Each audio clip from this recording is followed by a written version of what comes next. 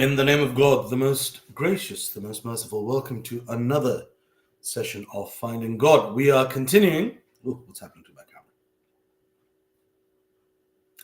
We are continuing chapter 60 in terms of Revelation, which is Surah Al-Ghafir or Surah Al-Mu'min, which means the forgiver or the believer. And I've discussed this the last time as well. I explained the meanings of it. And today, I'll be going from verse 23 till verse 56, covering this story of Moses, one of my most beloved characters in the history of mankind. And the story of Moses has been covered in the Quran multiple times. It's been sprinkled, right? So we've discussed that part before. And let's see how it goes. And if you remember from last week what was being discussed, I was taking deep dives into almost every verse, and it was just setting up this story that we're going to talk about. And I'm going to start with verse 23 and then 56. In the name of God, the most gracious, the most merciful. And indeed, we sent Moses with our verses and a manifest authority to Pharaoh, Haman, and Karun, the Korah, but they called him a sorcerer, a liar. That's true. If you've seen any movies or cartoons made on Moses, you can, whether it's the Ten Commandments or Prince of Egypt or Exodus, what is it? Kings and something, I can't remember. Kings and Angels, is it? Anyway, so you see that when Moses confronts Pharaoh, they call him a sorcerer and a liar. Then, when he brought them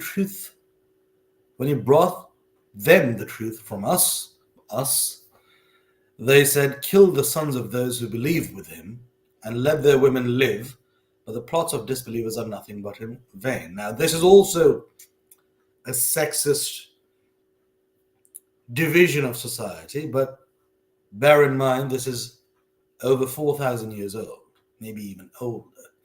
So leave the women because they might look after the children, but no, the sons are gone, so just leave the women and daughters, because particularly at that time, overthrowing the pharaoh or arranging an insurrection or rebellion would require men. It wouldn't be done by women, especially at that time. So that is why they were spared, but it's been the case throughout history that kill the sons, kill the men, leave the women. Many times they, what's the word? Hostile takeover, they rule over the women and they assimilate them into their society, but it's never peaceful or pleasant. That's something that I'll discuss later when it comes to the Quran and fighting of war, what you're supposed to do. But anyway, Pharaoh said, leave me to kill Moses and let him call his Lord to stop me from killing him. I fear that he may change your religion, or that he may cause mischief to appear in the land. That's true. That's a king with a bit of an ego and saying, well, leave him to me. I don't think you'll be able to do it. Let me do it. I know how he thinks. Let me do it. Moses said, verily I seek refuge in my Lord and your Lord from every arrogant who believes not in the day of reckoning. And a believing man, this is the believer, what this chapter is named after. And a believing man of Pharaoh's family, who hid his faith, said, would you kill a man? Because he says, my Lord is God or Allah, and he has come to you with clear signs or proofs from your Lord. And if he is a liar, upon him will be the sin of his lie. But if he is telling the truth, then some of that calamity wherewith he threatens you will befall on you. Verily, God guides not one who is a musrif, a new word, a polytheist, a murderer who shed blood without a right, or those who commit great sins, oppressor or transgressor, a liar. Musrif is a new word, so we know zalimun and muhsinun and muttaqun and mu'minun, and now there's musrif. O my people, yours is the kingdom today, you being dominant in the land, but who will save us from the torment of God? showed it before us. Pharaoh said, I show you only that which I see correct, and I guide you only to the path of right policy. So it's wonderful. I don't know if it happened this way, but imagine a great prophet and great king in terms of their perspective. A king and a prophet facing each other and trying to evoke an emotional, spiritual, mental response in the public and saying, look, I will only tell you what's right and guide you on the right path. And the other saying, well, you're dominant in the land, but what happens? What saves you from the torment of God? It's so interesting. And they're both lawyers for their own case, right? So they're making their case rather than saying, I have the book, believe me, or else die. It's very interesting. And he who believed said, O my people, verily I fear for you a fate like that day of disaster of the Confederates of old, like the fate of the people of Noah and Ad and Thamud and those who came after them, and God wills no injustice for his slaves. I do wonder this, how they were made aware of this history. Because writing was a relatively new phenomenon, especially at the time, maybe a few thousand years old, and there was no paper. You weren't writing on paper, so it was scribes and stuff. So these stories were probably passed down by word of mouth. So that's very interesting. And O my people, verily I fear for you the day when there will be mutual calling between the people of hell and of paradise. What does that mean, mutual calling? Oh, it explains in the next one. A day when you will turn your backs and flee, having no protector from God, and whomsoever God sends astray, for him there is no guide. Now, bear in mind, it's possible that the term this believing man used in front of the people of Moses was not Allah, or was not the Arabic term that is associated with Islam, but God has 99 names and different characteristics ascribed to every name, and so I'm not I'm not putting Islam in a pigeonhole and saying that's only a Muslim name, because it isn't. But because this book is in Arabic, it's written in Arabic, and we've translated it into English, we're using the term Allah. But the term could have been any other term that was used for God in that time. I just want to make that clear. And indeed, Joseph did come to you in times gone by with clear signs, but you ceased not to doubt in that which he did bring to you. Till when he died, you said, no messenger, but God send after him. Thus God leaves astray him who is a Musrif. Again that term. And a murtab, one who doubts God's warning and his oneness. You see, it's so interesting. We're introducing new terms in the Quran, because now people are used to the initial argument. So you're making the better argument. You're making the next level. Like, oh, you know all these basic initial words? Let me move it up now. Let me introduce new words to you. Like, I don't know if munafiq has come. Maybe it has. And this is a very important, or mushrik, another very important term. Incidentally, most of them start with ma, which I'm sure has a translation with one who does something like that.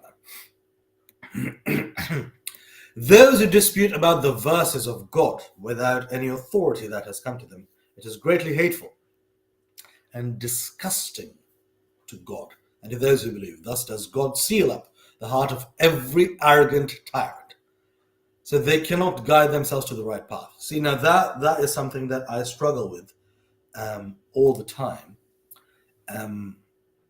Arrogance in anybody is horrible, but if it leads you to your heart being sealed, that's something scary.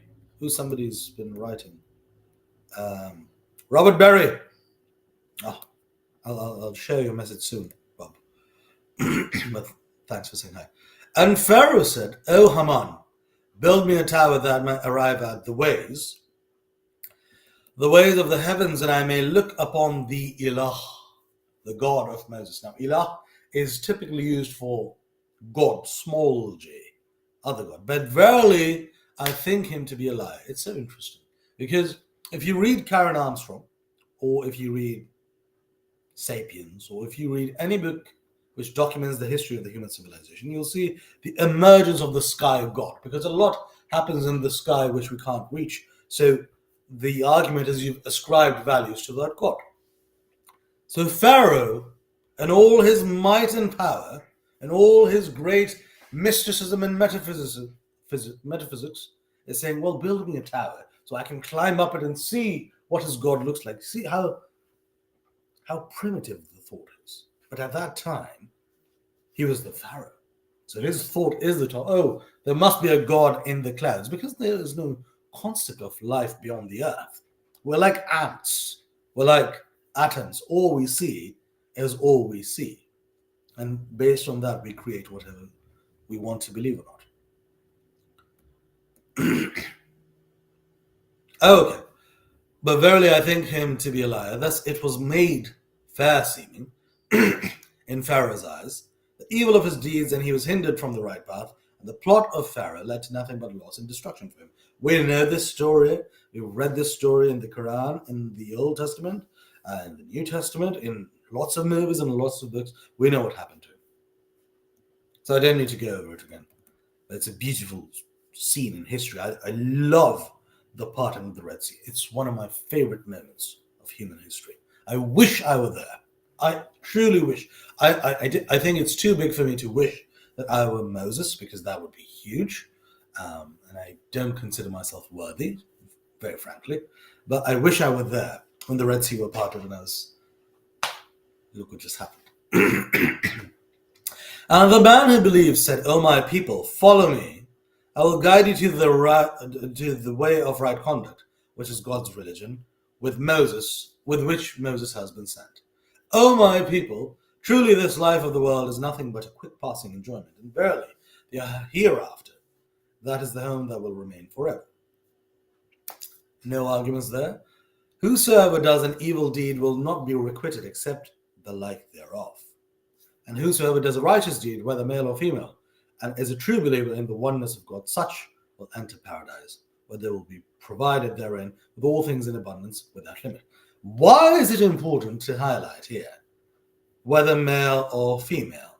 If you just go 15 verses back, or 15 or 10 verses back, you'll see, leave the children, kill the sons. And I made a point that 4,000, 5,000 years ago, there's a distinction between men and women.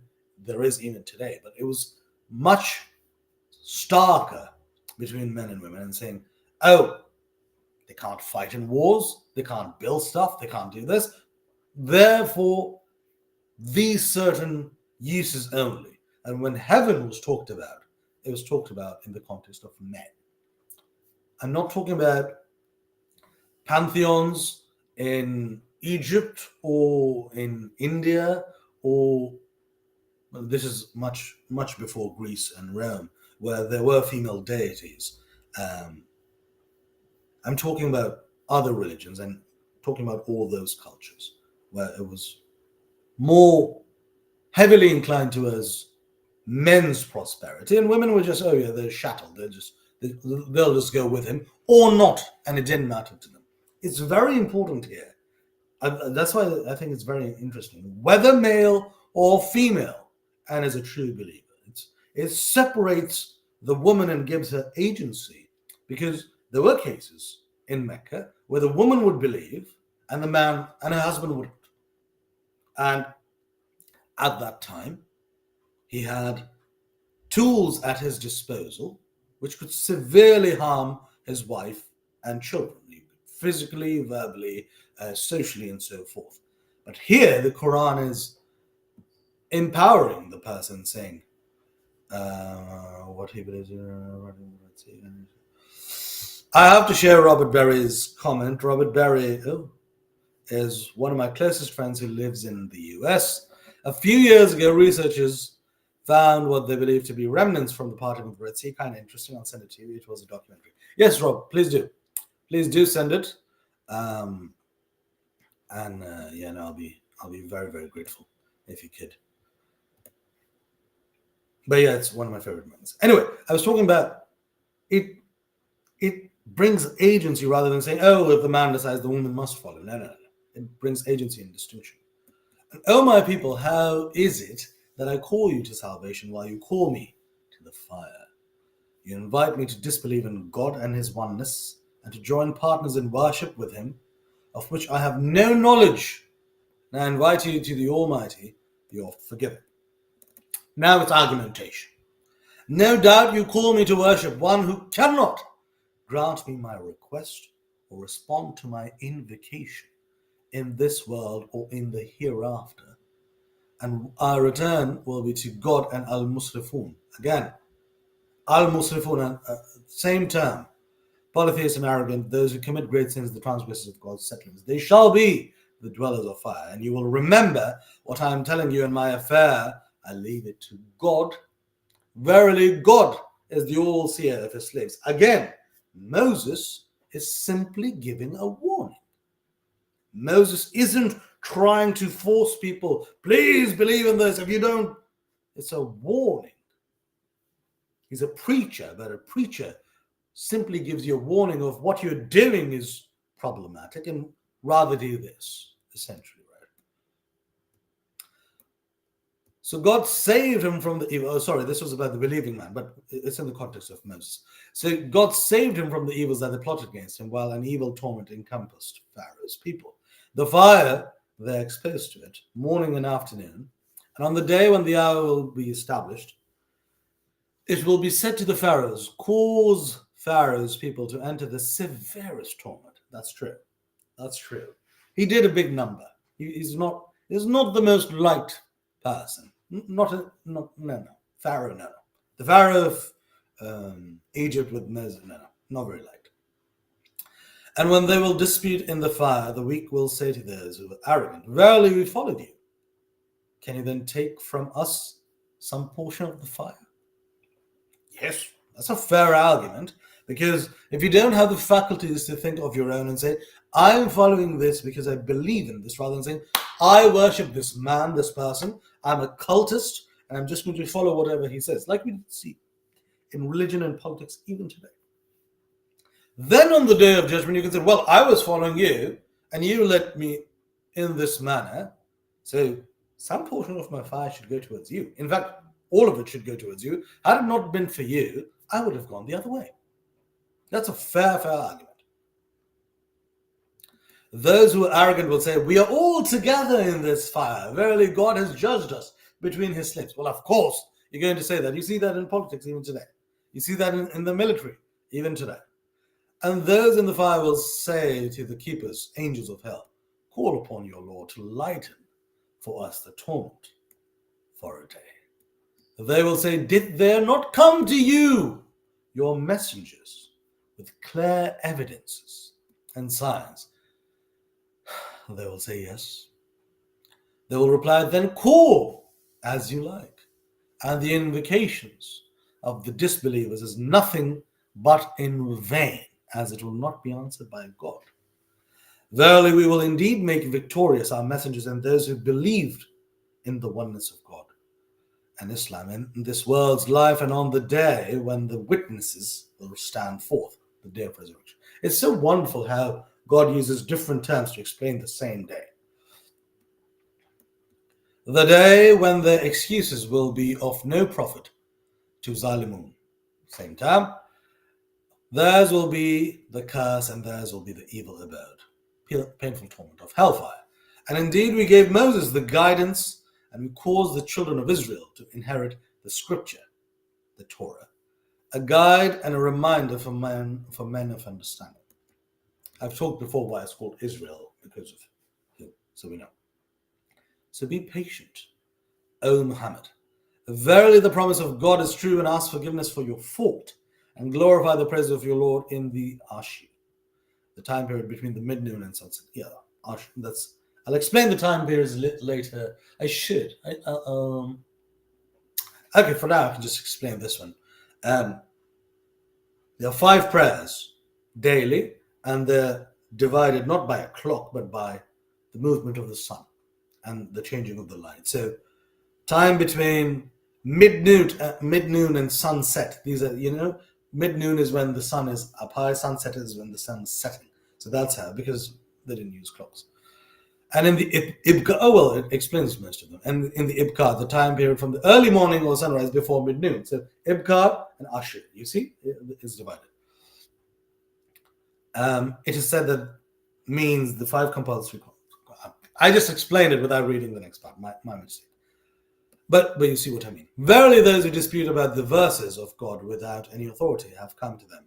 There is nothing else in their breasts except pride. To accept you, Muhammad, as a messenger of God and to obey you, they will never have it, which is prophethood and God has bestowed upon you. So seek refuge in God, Muhammad, from the arrogant people. Verily, it is He who is the all-hearer, the all-seer. And stopping here. I'll stop here because then the finisher comes next week. But you see the story of Moses again. Comes again and again with a bit of Joseph thrown in the middle. And then in the story of Moses, the story of another person who was a believing person, and how that person related to his people. I'm going to stop here and I will pick up next week again and finish Surah Al-Ghafir, chapter 60. Have a wonderful Friday. Have a wonderful weekend.